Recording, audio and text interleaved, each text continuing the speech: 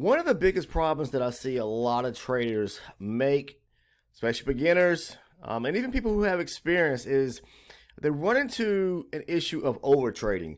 That's where we're taking way too many trades and not being patient enough. As traders, we have to have control. We have to be disciplined. We have to be structured in knowing which areas, zones, because I trade supply and demand. If you trade supply and demand, you know what I'm talking about. You can relate. Which zones makes more sense to trade, okay? And sometimes it can be a little bit complex because the market may make have a break of structure, and then it may have two zones, all right, inside of that area where it broke structure, meaning we could have, for example, two demand zones. And we have to determine which one of those areas to possibly trade from, right?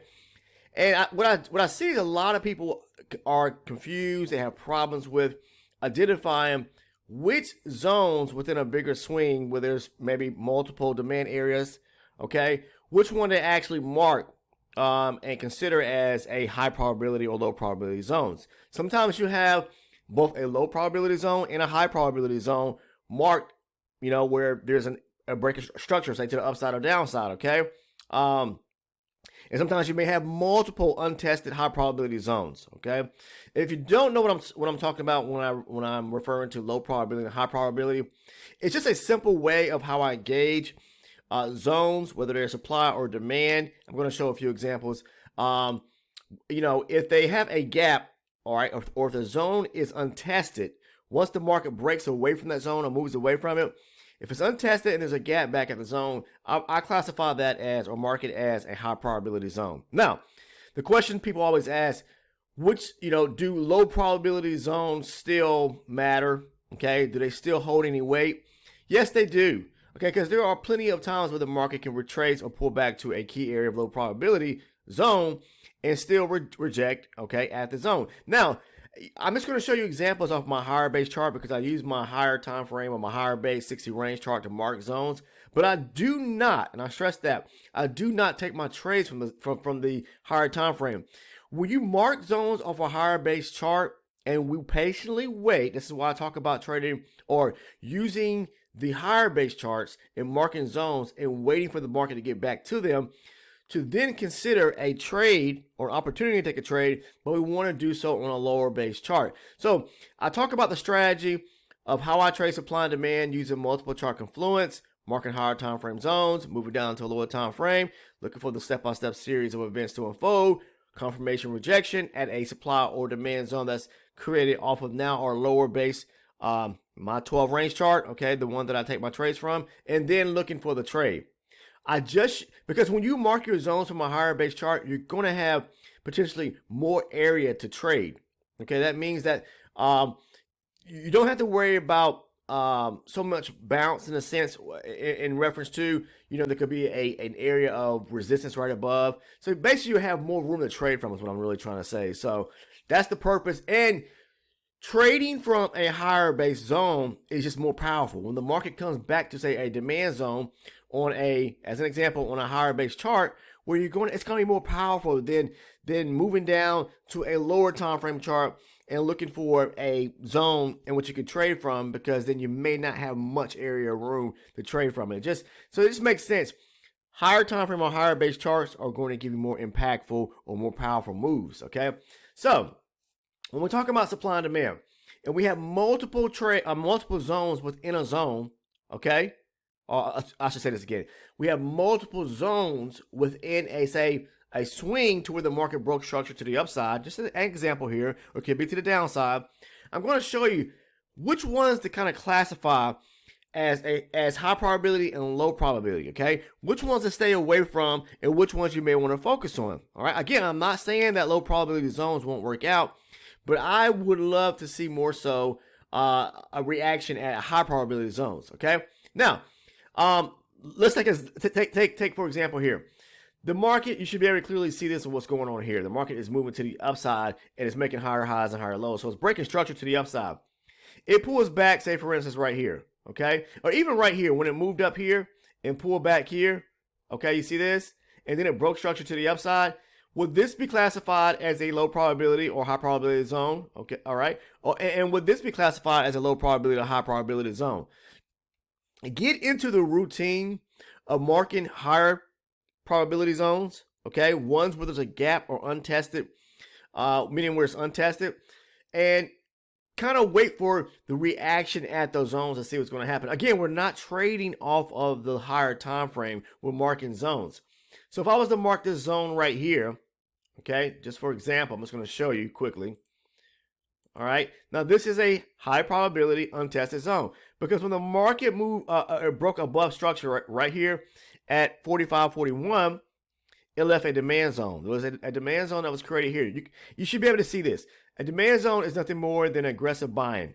A supply zone is nothing more but aggressive selling to the downside. So we have aggressive buying right here to the upside where there's a break of structure. And that's the way when I trade, I always want to see a break of structure, okay, where a demand zone is created.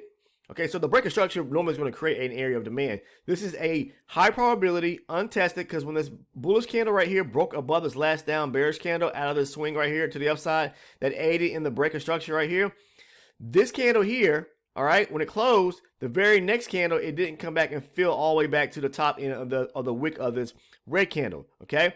Had it came all the way back to it and filled it in, then I would mark that and consider that as more of a low probability zone. Because it didn't do that, then it's high probability to me, and there's a possibility that it could definitely reject it. Is it guaranteed? No.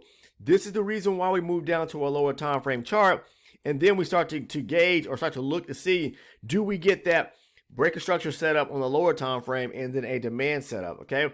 So more likely it didn't happen right here because the market pushed up a little bit before folding back to the downside here. So, but this is a high probability zone that just didn't work out. So then the market runs higher, okay? Pulls back, breaks higher. We get a deep retracement right here. You see this?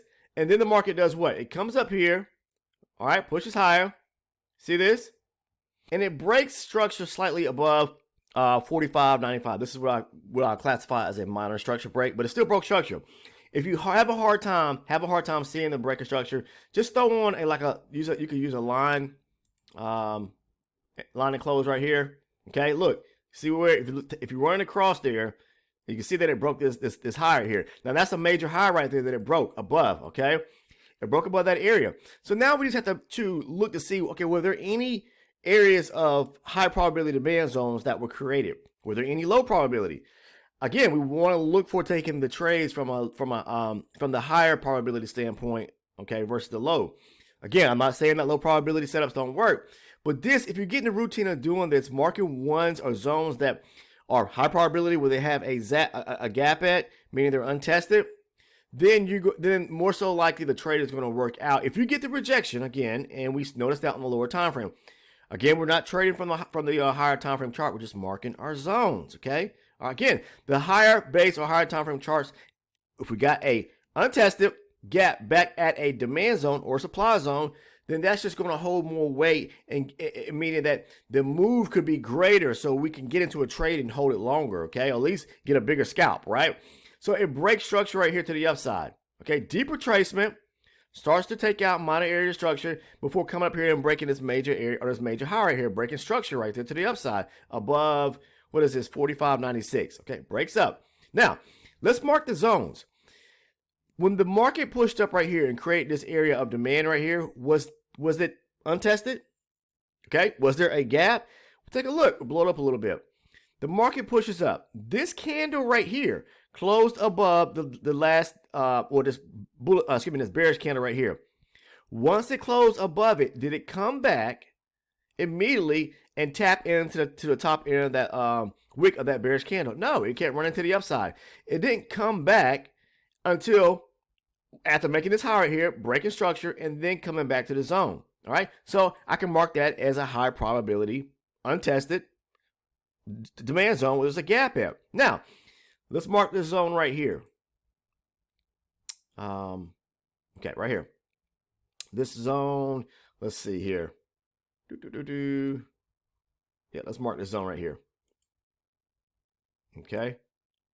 All right. Now, take a look here, because some people will mark this zone. I'm sure you will. All right. And there's nothing wrong with doing that because there was demand that came out of this area right here. All right, that aided as the market climbed higher and the break right here above 45.96. But look at the difference right here. Okay, this is the low probability zone. To me, this is how I classify high probability, low probability, which is part of my strategy to determine which zones I'm going to take emphasis in or interest in. So take a look.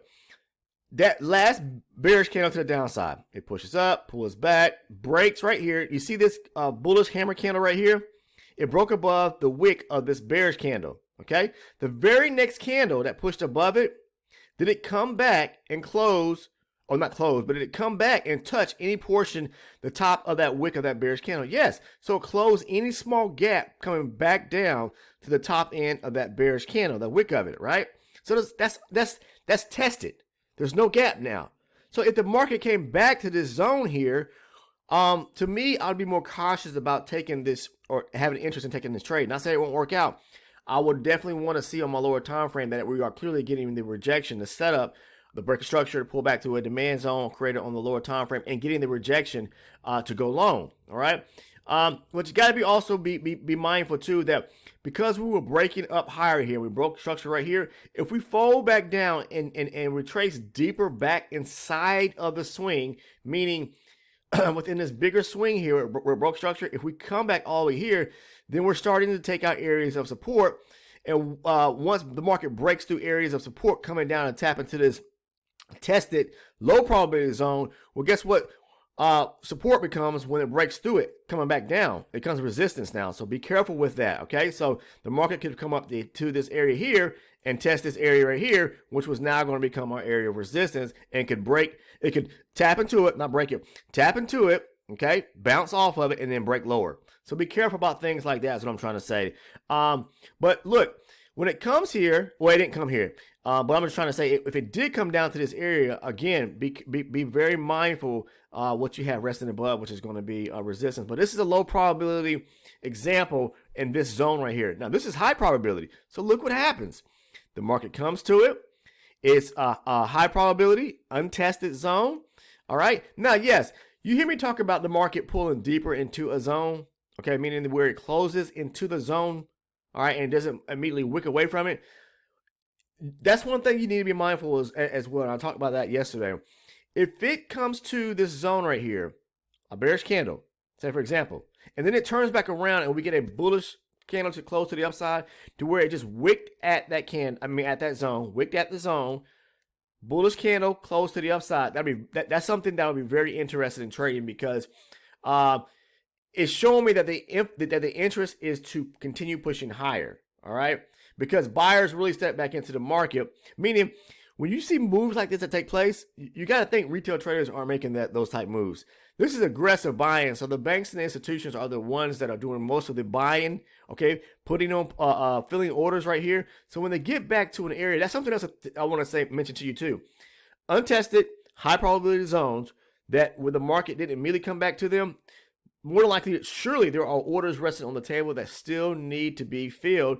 So when the banks get back there or they retrace back, what they're going to do is they may try to fool traders out and push deeper into the zone, all right, to trick you a lot of times. We never know though, right? But when it does come back to this zone, say for example, and it does just immediately wick away from it, strong possibility, strong interest for the market to continue pushing higher. In this case here, they close deeper into the zone. So that's where we need to really move and take a look down at our lower time frame. Lower time frame, I'm always taking my trade off my 12 range chart to make sure I'm getting the rejection, make sure I'm getting the confirmation to go long from there, okay? All right. In this case here, you can see it was untested, high probability zone, and then we're going to aim for the highs up here, or at least back up to this area right here to fill some of these imbalances back to the upside. And eventually, the high up here, because it does run the high, all right? It doesn't come back down really and break into or take out any area of structure. It just comes back, pulls deeper, okay? Pushes up, comes back. Yeah, it does take out this area right here, okay, by, let's see, 45.19, yeah, by several points there. So maybe you got stopped out there. If you entered the trade and put your stop right here at the back end of demand, typically I would put it right here at the back end at 45.26, which if you move down to a lower time frame, you're probably going to see where there's a supporting swing at. And so wherever you enter that trade from, I like to get into the trade and place my stop, say for example, at the back end of an area of a supporting swing from where the market started to reject and push higher, meaning on the lower time frame where it broke structure, and then it's always going to create a swing when it breaks structure, and then you have that demand zone. It's always going to have a swing there, so put it on the back end there by a few ticks, meaning don't put it tick to tick, because they love to test that area. In this case here, let's say you put your stop here at the back of 45.26, okay? All right, on the lower time frame. I'm just showing you off the higher time frame, because I'm just showing you the difference of high probability and low probability in a sense, and how to prevent from over trading, taking every zone or trading every zone. All right. So in this case here, if you put your stop at the back end of 45.26, well, and then it ran up here, all right, you took profit, and then you had one contract running, well, you got stopped out right there. But you should know enough through experience, once the market starts to turn back around, start trailing your last contract up behind the market, so that way you can capitalize and lock in profit even on your last contract. I show that in multiple videos as well. You got to spend some time watching the videos here on the channel, because I provide loads of valuable content that has helped lots of traders, and they've found success in trading themselves. And if you're interested in joining our Discord community, please take the time, scroll down below. You'll see a link that says become a Discord member. Become a Discord member. Click on that, okay? And you can invite yourself in. It's free. The Discord server is free to join. But anyways, look what happens here. So it comes here, it rejects off this area, it pushes up, and then it pushes lower. So maybe you got stopped out here, or maybe you shouldn't have. If you know how to trade correctly, you should take a profit when you notice the market on your lower time frame starting to come back against you, or starting to move in the opposite direction. Close your trade early enough so it never hits your stop back down here. And then when it does come back, it rechecks this area and then pushes higher and takes out the high, like I said. Okay, so I'm showing you the difference of the low probability and high probability. Now let's say, for example, I want to show you. Now let's talk about, and I want to show you. I just showed you an example where we had a break of structure, where there was two demand zones, one low probability and one high probability. The setup I want to show you here is one where we have, because people ask, well, what if we have two demand setups? Well, there's a break of structure, okay, and both of those are high probability zones. All right, which one would I consider? Take a look here. The market is moving to the upside, okay, higher highs, higher lows. Pulls back, deep retracement, break structure to the upside. You can see it right here, right? Now, we have a demand area resting right here, untested, gap at the zone, all right? And we have one down here, untested, gap back at the zone. Which zone would make more sense for you to take? Now, if I see a break of structure that took place right here, the market took out above at 43.17, I'm going to mark both of these zones so you can see it. And both of them had aggressive buying, areas of aggressive buying. Both of them are untested. Gaps at the zone. Buying, aggressive buying, aggressive buying. Both of them aided in the structural break to the upside here at 43.17.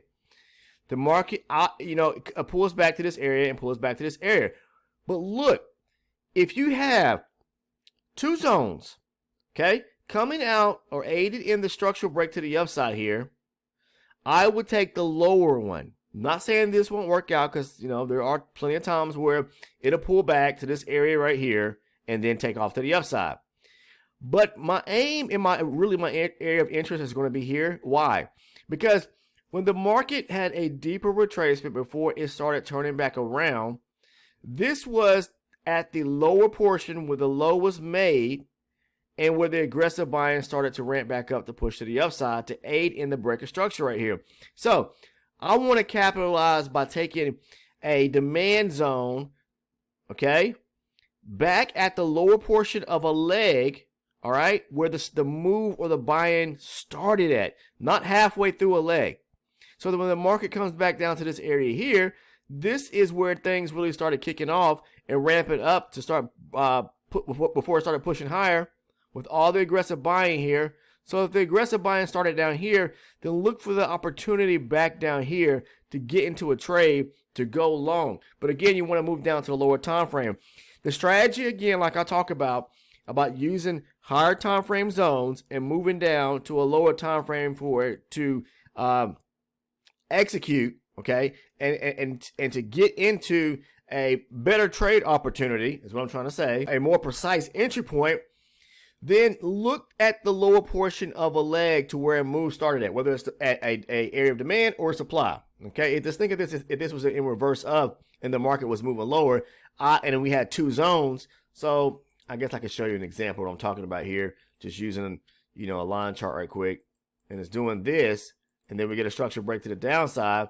Okay, do I want to take my trade here or right here where the move started at? If we have two nice supply zones resting back at the area where there was aggressive selling to aid in the breaker structure. If there's a zone here and a zone here, I want to take it back at the origination point where the selling started at prior to the breaker structure below. Okay, so that's just kind of a visual example. So because we have two demand zones here, I want to take it back at where the lower portion that aided, where it started at to the upside, the breaker structure to the upside, back tucked down within the swing. Okay, right here where it started at, we had the gap untested. All right, high probability zone, and look what it does. If you get into a trade, look for the rejection on the lower time frame. It goes up, it takes out the high right there. So let's say, well, we're not going to gauge off this chart here but if we get the rejection here on the lower time frame chart, you're interested in understanding the strategy, please spend some time watching the videos, because I go over the strategy and how I trade it from a higher time frame to a lower time frame just about in every one of the videos. Okay, there's so much valuable content here, so that's why I highly recommend you taking the time, pen and pad, watch the videos, and take notes. Okay, if you're interested in becoming an elite member to where you can receive also the trade breakdowns, that's really where I go into depth and break down my trades. I talk about kind of the whole thought process of me looking at areas of interest, sizing the market up, looking at zones, which ones am I interested in, a discussion of prior to me taking a trade, and then discussing why I took the trade, talking about where I place my stop at or where TP is going to be at, things of that nature, talking about trade breakdowns. Then you may want to become an elite member as well. Okay, so basically what you're doing is supporting my efforts as a content creator, and I'm giving additional content to a private group or to a community just for $6.99 a month. Because I know people probably thinking like, oh, well, how much is this? $6.99, very minimal, expense, or whatever the case is, or cost, just for so much valuable content. Okay, and if you don't believe me, you can come over to the Discord and ask members who have, or just ask, has anybody joined the elite membership? We have, trust me, there are plenty of people who have who are supporting the channel, because that's what you're doing, support me as a content creator, but have received so much value by becoming an elite member and watching the trade breakdowns. Okay, lots of those individuals have their aha moment where it starts to click and they're starting to have informed clarity about how to trade the strategy correctly. There's so many testimonials and so many positive comments of people that have left and have, by simply educating themselves from watching the trade breakdowns, by becoming an elite member, spending time on the channel watching the videos. But if you become an elite member, you also receive the video playlist, and that's just a series of videos link by link that I pulled or extracted away from over 700 videos, so you don't have to watch 700 videos. I pulled the most pertinent, or the most the ones that I feel like cover the gist in a nutshell of how I actually trade, the strategy, and breaking it down.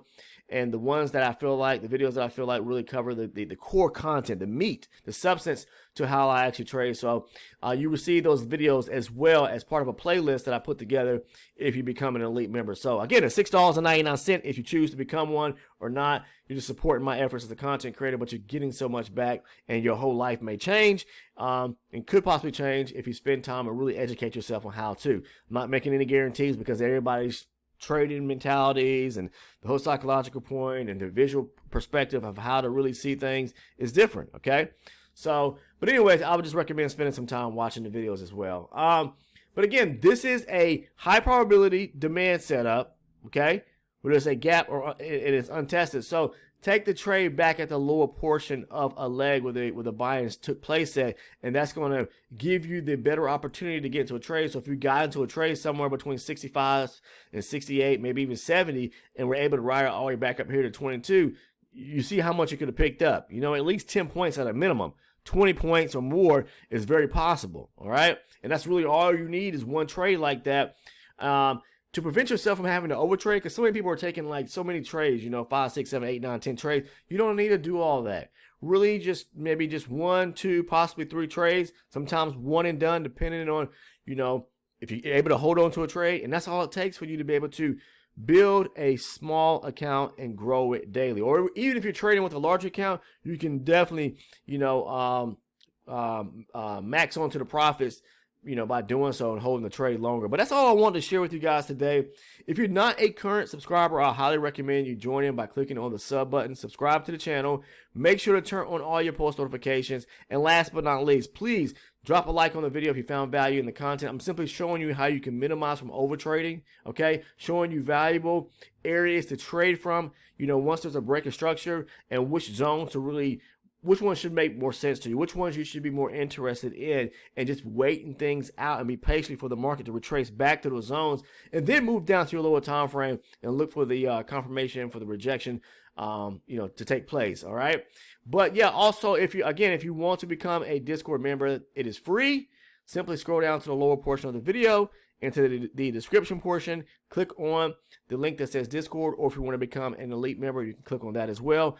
If you want to become an elite member, there's going to be 2 tiers that pop up. One that says loyal channel supporter and the elite channel supporter. Make sure you choose the one that says elite channel supporter for $6.99 if you want to become an elite member. Thank you for watching today, guys. I'll see you in the next video.